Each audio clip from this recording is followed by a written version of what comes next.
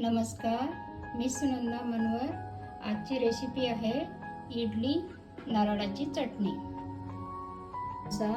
त्यासाठी लागणारे साहित्य 3 वाटे तांदूळ घेतलेले आहे। 3 वाटे तांदूळ, 1 वाटी उडदाची डाळ। हे मी स्वच्छ 2-3 पाण्याने धुवून भिजवून ठेवणार आहे 4-5 घंटे। मी 4-5 तास हे तांदूळ भिजू टाकले आणि उडदाची डाळ 3 वाट्या तांदूळ, 1 वाटी उडदाची डाळ। याची चांगली जाडी यासाठी पांढरे शुभ्र हलके फुलके होण्यासाठी अर्धी वाटी पोहे पण घेतले मी। हे आता मी स्वच्छ धुवून घेते पोहे आणि याच्यासोबत बारीक करते। हे मिश्रण मिक्सर मधून मी काढून घेतलेलं आहे। आता याच्यामध्ये थोडंसं मीठ टाकून फेटणार आहे।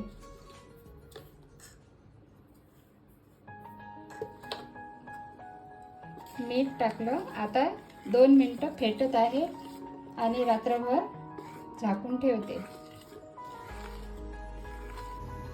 इडलीच्या भांड्यामध्ये पाणी टाकून आपण गरम करायला ठेवलं। आता इडली पात्राला आपण तेल लावून घेतलं। आता याच्यामध्ये मिश्रण तयार केलेलं टाकणार आहे। असं टाकून घ्यायचं।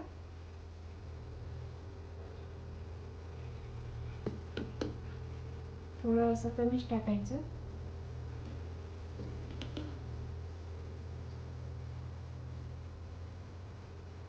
पाण्याला उकळी आली, हे प्लेट भरलेले आहे, आपण असे ठेवून घेऊ।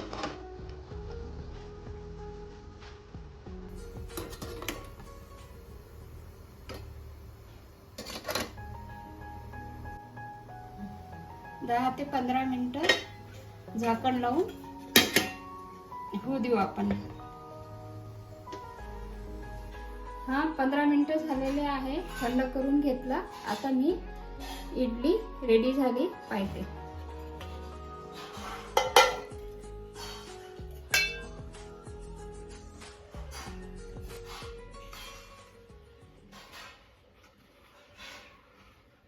इडली आपली तयार आहे।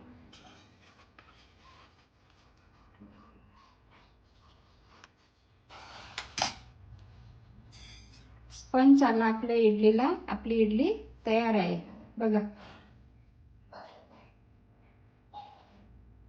पांढरी शुभ्र आणि नारळाची चटणी बनवण्यासाठी लागणारे साहित्य: नारळाचे तुकडे, हिरवी मिरची, लसूण, आलं, कोथिंबीर, पुदिना, शेंगदाण्याचं थोडंसं कूट घेतलेलं आहे। मी हे सर्व साहित्य मिक्सर मधून बारीक करून घेणार आहे।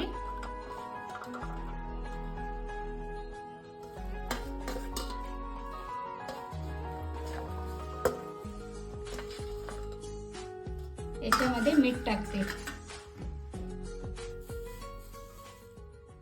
शेंगदाण्याचा कूट, थोडंसं पाणी आणि मिक्सरला लावून घेते। नारळाची चटणी तयार आहे। याच्यामध्ये आता तडका टाकणार आहे। तडक्याची तयारी: पॅन मध्ये तेल टाकलं, त्याच्यामध्ये आता मोहरी टाकत आहे। मोहरी तडतडली की याच्यामध्ये मोहरी टाकली, हिरवी मिरची, कढीपत्ता, धने,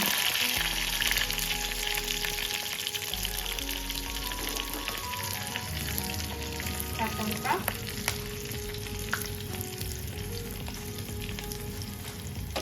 तयार आहे। चटणीमध्ये टाकते।